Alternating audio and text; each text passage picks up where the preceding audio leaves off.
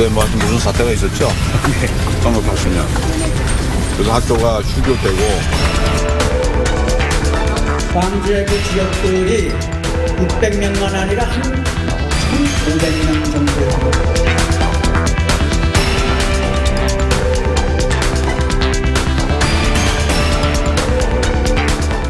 최근 자유한국당 황교안 대표가 5.18을 두고 무슨 사태라고 지칭해 논란이 되고 있습니다.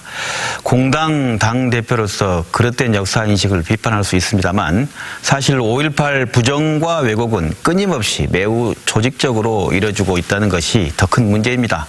그런 점에서 5.18 망언에 대해 매번 분노로만 끝내는 게 과연 해결책이 될 수 있을까? 특단의 조치가 필요한 것은 아닐까 싶은데요. 김낙헌의 시사본색에서는 올해 5.18 40주년을 3개월을 앞두고 5.18에 대한 왜곡과 가짜뉴스를 바로잡기 위한 연중 프로젝트를 시작합니다. 이름하여 5.18 팩트체크, 사실 점검을 통해서 그 내용을 다시 한번 되돌아보도록 하겠습니다. 오늘은 첫 번째로 다룰 팩트체크로 이른바 광주교도소 습격 사건의 전말입니다. 함께 이야기 나눌 분 소개합니다. 5.18 기념재단 최영주 연구원 나오셨습니다. 안녕하십니까.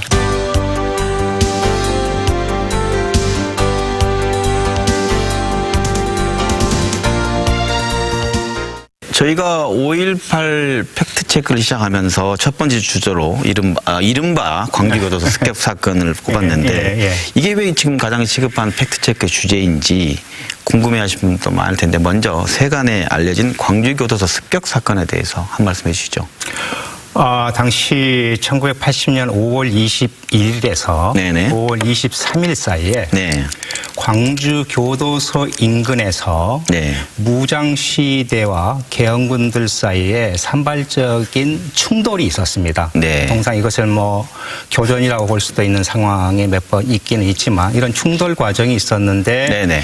이게 마치 무장 시위대들이 불순한 의도를 가지고 광주 교도소를 습격을 하는데 계엄군이 네. 그것을 막은 그런 사건으로 이렇게 되면서 네. 이게 이제 한간에 당시만 해도 뭐 그 사건을 무장 시위대들이 불순한 의도를 가지고 교도소를 습격하려고 했다라고 하는 건데 당시에 계엄 합수부 합동수사본부 발표도 발표죠. 그렇죠. 네. 네, 발표도 그렇게 돼 있었고 네. 그래서 이게 이제 그런 문제가 된 거죠. 그러니까 이 광주교도소 그 습격 사건으로 그들이 발표를 아까 말씀하신 발표를 했는데 신군부와 구구매체는 이걸 5.18 가짜뉴스 핵심으로 또 이렇게 전파하고 그렇죠.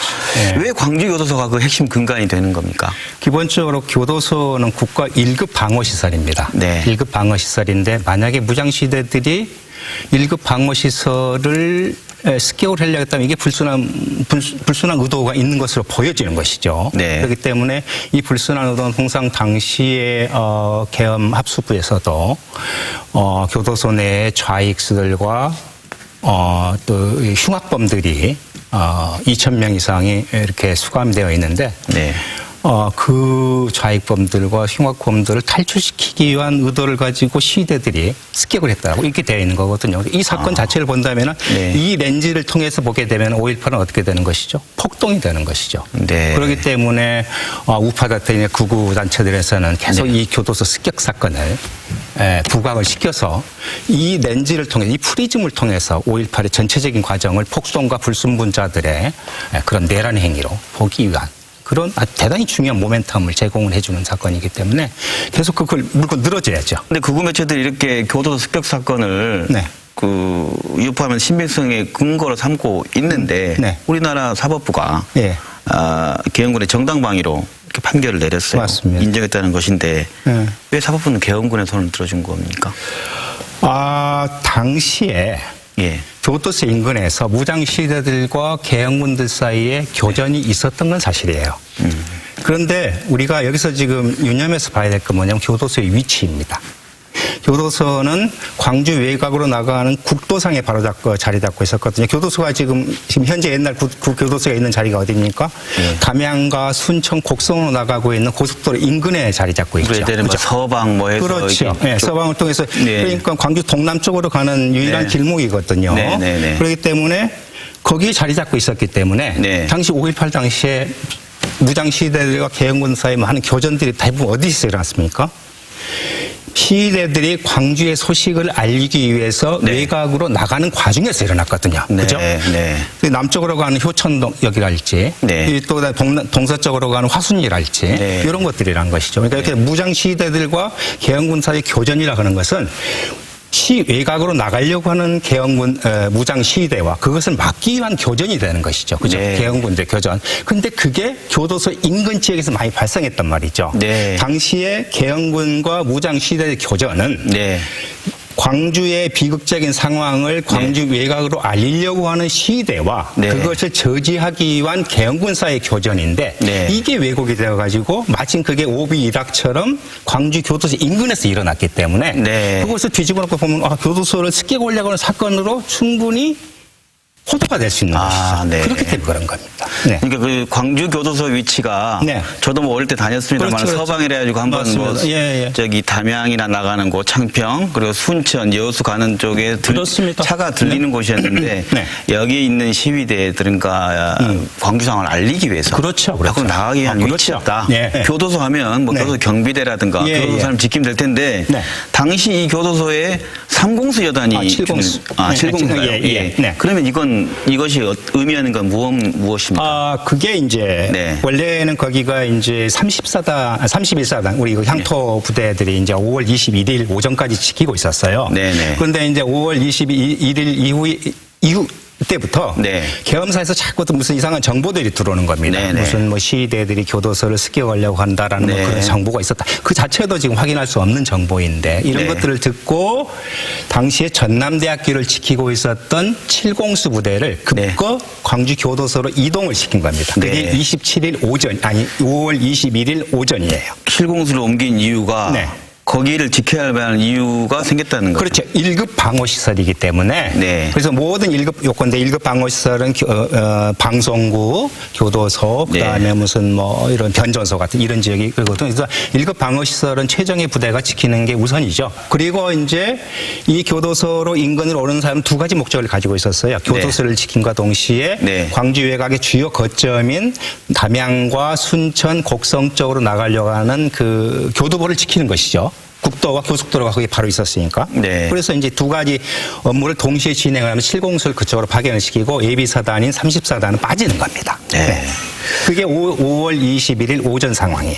그렇군요. 5월 21일 오전 그렇죠. 상황. 예. 그러니까 우리 80년 5월 21일 날 도청 앞에서 집단 발표가 낮에 있었는데 그렇죠. 그 전의 상황. 그 전에. 예. 아, 아하. 예. 근데 그들의 주장에 의하면 무장항폭도 어떤 극우 농객은 이제 북한군 소행이다라고도 하던데 네. 이 말 사실입니까? 그거는 화성인 침공설만큼이나 허무맹랑한 화성인 거죠. 침공설만큼이나. 네.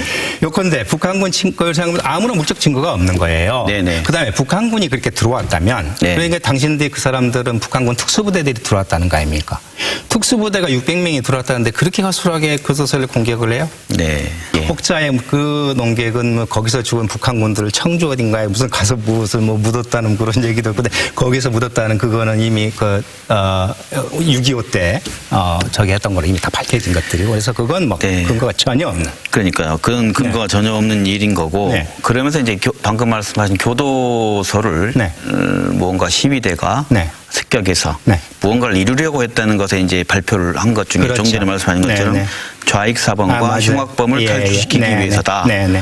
뭐 그렇게 얘기하는 건 뭐 많이 나오기도 네, 하고 네. 주장들이에요.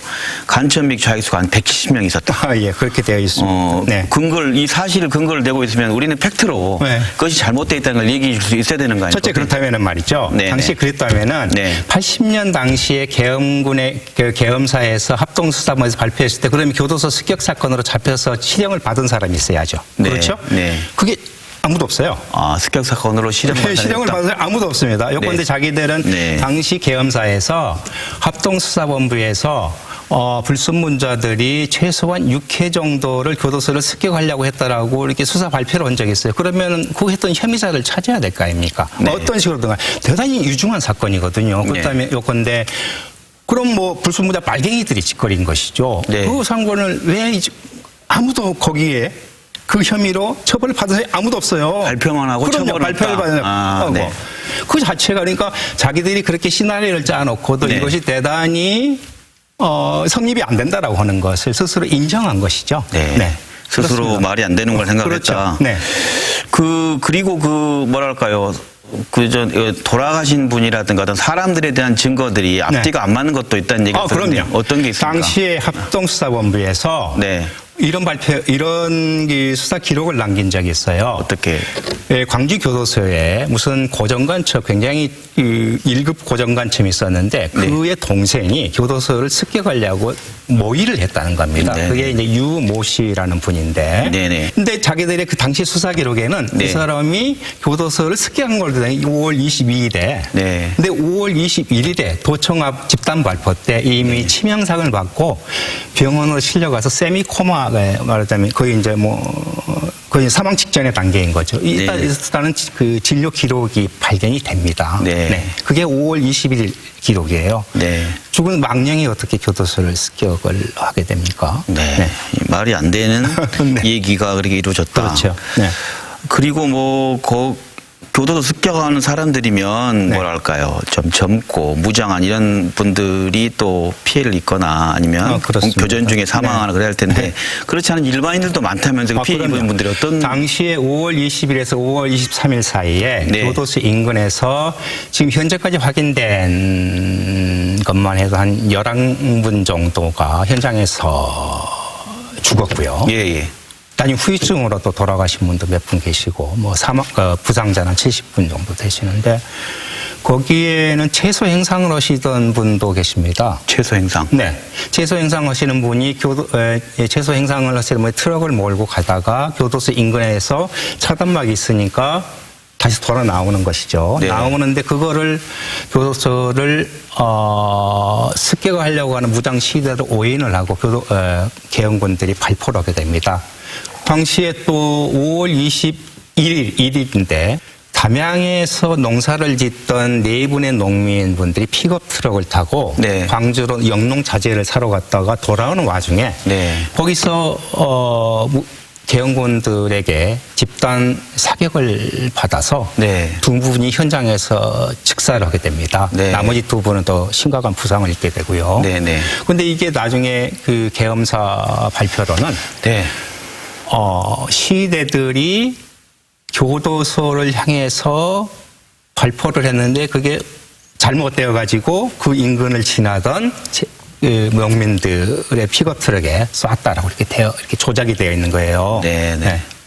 근데 거기서 돌아가신 분 두 분에 대한 시신 검시를 해보니까 M16 탄환이에요. M16 탄환은 시위대들이 쓰질 않거든요. 그 시위대들은 칼빈을 사용을 해서 이미 그건 계엄군의 손에 의해서 죽었다는 얘기를 증명을 하는 것이죠. 네. 지난번에 기억납니다. 그 최순실 사건 때 고영태 씨가 있었죠. 그 아버님이 아버님이 네. 그 담양에서 농사짓던 농민 분이셨는데 네. 거기서 돌아가신 겁니다. 그게 5월 21일. 그것마저도 네. 계엄군들의 정당방위 행위로 인정이 되어버린 거예요. 이렇게 구체적 장소와 이 어떤 무장 여부가 사실과 다르다면 애초 전제가 무너진 건데 왜 이게 무너졌죠. 네, 이른바 광주교도 습격 사건으로 조작된 것이죠. 이게 이제 80년대부터 그렇게 이제 상황이 그렇게 되어 왔었고요. 네. 근데 이제 우리가 그 95년에서 97년 사이에 전노 재판에서 이게 굉장히 큰 쟁점이 됩니다. 전두환 노태우 재판 과정에서. 네. 그래 1심 재판에서는 어떻게 판결이 되냐면은 네. 당시 교도소 인근에서 최소 8명 정도의 네. 시민이 계엄군의 총에 의해서 사살을 당했는데 네. 그거는 계엄군의 내란 목적 살인으로 1심에서는 인정이 됐어요. 예컨대 신군부 집단이 내란을 통해서 정권을 잡기 위한 일종의 내란 목적 살인 행위로 된 거죠. 예컨대 계엄군들의 행위가 불법 행위가 된 거죠. 1심에서는. 근데 네. 이게 2심에 넘어가면서 네. 어떻게 바뀌게 되냐면 시민이 계엄군이 시민을 향해서 총을 쏜 거는 사실이지만 네. 그 행위는 네. 시민들이 무장 시위대들이 그 불순한 동기 여하에 불문하고 네. 1급 방호시설인 교도소를 향해서 네.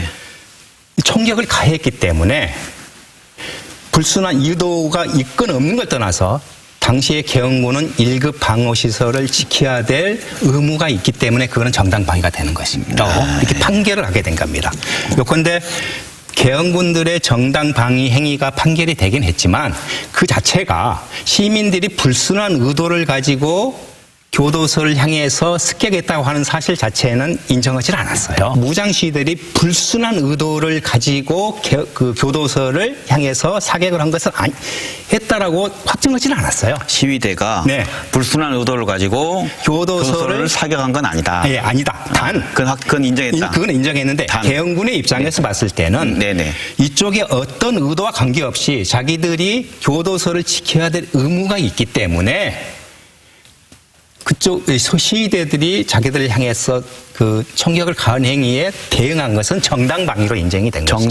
정당방위. 요컨대 계엄군의 정당방위로 인정이 되었지만 예. 계엄군의 정당방위가 시위대의 불순한 의도를 증명한 건 아니죠. 그런데 이게 네. 대법원에 이렇게 판결이 되게 되니까 네. 5.18을 부정하는 세력의 입장에서는 그렇죠. 대단히 좋은 5.18을 왜곡하는 대단히 좋은 먹잇감이 되는 것이죠. 지만원이랄지 이런 극우 세력들의 입장에서는 이것들을 이 판결문의 구체적인 내용에 대해서 잘 모르기 때문에 일반 시민들은 봐라. 당시에 대법원만 해도 이것을 판결문에서 이렇게 가했는데 이 얘기는 무슨 얘기야? 우리나라 대법원도 97년 대법원 판결에서도 시위대들의 그 불순무자들의 행위를 인정한 거 아니냐라고 이렇게 곡해를 하는 것이죠. 이 팩트가 네. 잘못 전달되다 보니까 그렇죠. 결국 네. 교도소 습격 사건으로 둔갑되고 얘기도 다 그렇게 이해하는 맞습니다. 거니까요. 맞습니다. 네. 그래서 지금 대법원 판결을 뒤바꿀 수는 없어요. 이미 이제 네. 일사부재리가 원칙되어 있는 것이고 첫째 네. 대법원 판결로 인해서 이 불순한 의도를 가진 사람이 처벌받은 적이 없거든요. 그때 네. 이제 그 피고가 없기 때문에 뭐 이의도 제기할 수도 재심의 대상은 되지는 않으나 이 사건의 성격을 명료하게 국가가 네. 재규정해야 됩니다. 그래서 네. 첫째 우리가 살펴봐야 될 거는 뭐냐면 네. 당시 교도소를 지키고 있었던 칠공수는 네. 국도를 봉쇄하고 있었던 봉쇄작전을 동시에 담당하고 있었기 때문에 네. 당시의 무장시위대들과 계엄군 칠공수와의 교전 상황은 네. 교도소를 습격하려고 하는 의사를 가지고 있는 시위대와 계엄군 사이의 교전이 아니라 광주 외곽으로 나가서 광주의 참상을 알리려고 하는 시위대와 교도소를 지키면서 국도를 네. 봉쇄작전을 같이 하고 있던 사람들 사이에 벌어진 교전입니다. 네. 이것은 당시에 그 교전이 일어난 물리적인 공간을 네. 확인을 해보더라도 그래요. 어떻게 된가요? 물리적 요건데 공간이 시위대가 어디에 있었어요? 그러니까. 시위대는 늘 네. 고속도로상에 있었어요. 고속도로라면 동광주 쪽에 그렇죠. 나가는 쪽에. 쪽에. 예. 자, 그러려면은 네. 교도소를 습격하려고 하는 의도를 가지고 있었다면 네. 국도 안으로 들어와야 되거든요. 그러지도 않아요. 그리고 또 하나 우리가 또 살펴봐야 될 건 뭐냐면 자, 네. 불순한 의도를 지금 우리가 저희를 삼고 있지 않습니까? 네. 그렇다면 교도소를 습격하려고 하는 불순한 의도가 있었다면 네. 당시 정예부대인 네. 이 공수부대가 네. 철수한 다음에도 교도소를 습격하는 게 가장 이쪽에서 작전상 유리한 거 아닙니까? 그죠? 철수한 이유는 완전히 비었으니까 이제 습격하면 되는 네, 거죠. 그런데 요건데 예. 당시 7공수는 23일 날 오후에 철수해요. 그때 광주를 벗어나죠. 그렇죠. 네. 예, 다 벗어나기 때문에. 그렇다면은 네. 교도소를 지키고 있던 정예부대가 철수를 했으면 교도소의 방어가 좀 허술해졌다는 얘기 아니에요? 네, 그렇다면 그렇죠. 무장시위대의 입장에서 네. 교도소를 습격하려고 하는 불순한 의도를 가지고 있는 무장시위대의 입장에서 군사작전상 그때 습격을 해야죠. 그 이후에. 네. 그리고 5월 24일부터 5월 26일 사이에는 광주는 해방부였어요. 그렇죠. 그 해방부에는 당연히 그때 가서 교도소 습격해야죠. 그래가지고 자육수를 빼내고 흉악범 빼내야죠. 5월 23일 이후에는 한 번도 교도소 근처로 무장시위대들이 향했거나 그쪽을 향해서 총격을 가해본 적이 없어요. 그건 네. 뭐냐면 무장시위대들이 교도소를 향해서 몇 번 산발적인 사격을 한 건 사실이지만 그거는 교도소를 습격하려는 의도가 아니라 교도소를 지키고 있던 잔익무도한 네. 7공수 공수부대에 대한 적개심의 발로로 보는 게 가장 현명한 네. 해석이다라고 보는 것입니다. 오늘 말씀 듣다 보니까 어떤 말을 누가 어떻게 처음에 쓰고 규정해 나가는가가 참 중요한 생각이 그렇죠. 드는데 네. 광주 교도소 사건, 네. 뭐 습격 사건 네. 이렇게 하게 되면 그걸 연상하게 되는데 우리 연구원님께서는 이 모든 상황을 다시 이름을 붙인다면 이게 지금 발생한 장소나 네. 내용이라는 네, 맞습니다. 것은 네. 다르고 광주 교도소만을 지칭하는 의미가 아닌 것 같은데. 맞습니다. 그렇죠. 네. 광주 교도소만 지칭하는 사건이 아니죠. 그 광주 교도소와 똑같은 위치에 있었던 광주 외곽지에서 무수히 많은 이 양민 학살 사건이라고 이렇게 해야 될까요? 뭐 네. 하순걸천, 너릿제, 효천동, 뭐 이런 것도 나주로 넘어가는 그런 지역들이 이런 지역에서 일어난 사건들에서 이런 사건들은 궁극적으로 계엄군의 어떤 화력에 저항할 의사가 전혀 없는 사람들에 대한 계엄군들의 과잉, 인권 탄압입니다. 일종의 이거는 인권 탄압 행위로 봐야 되는 것이고, 이건 반인륜적인 학살 행위의 관점에서. 그런데 마치 네. 교도소를 탈취할 사건으로 된. 네, 맞습니다. 누군가가 네. 이런 논리와 이런 네. 걸 개발해서 네.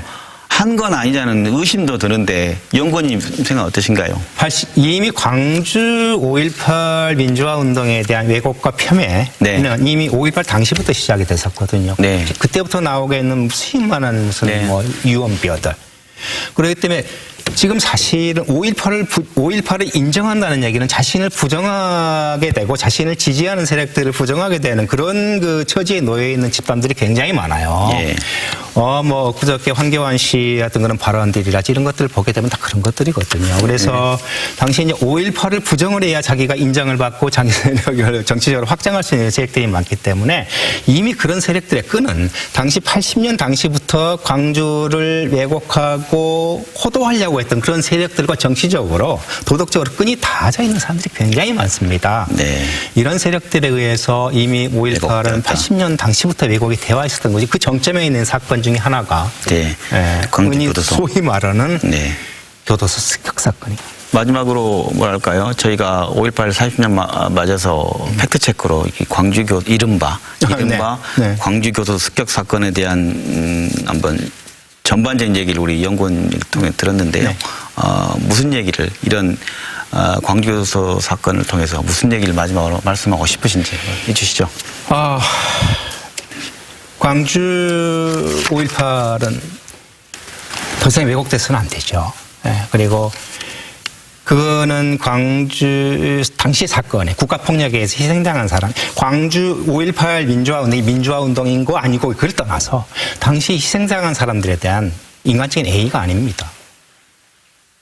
광주를 보는 그 정치적인 시각과 이념적인 시각은 다를 수는 있어요. 그러나 중요한 것은 당시에 수백 명의 이런 사람들이 죽고 다치고 병들고 죽었단 말이죠.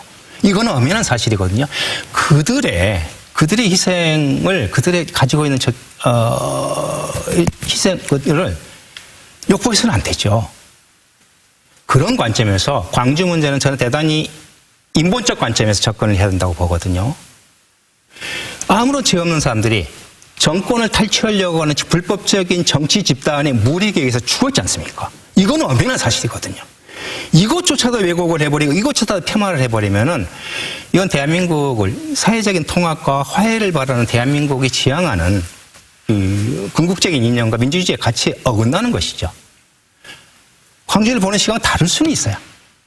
그거는 표현의 자유의 영역에서 충분히 인정될 수 있는 문제나 그 표현의 자유의 영역이라는 것이 그것에 의해서 희생하는 사람들의 가슴에 멍을 들게 만들고 또 다른 가해를 가게 되는 그거는 표현의 자유가 아닙니다.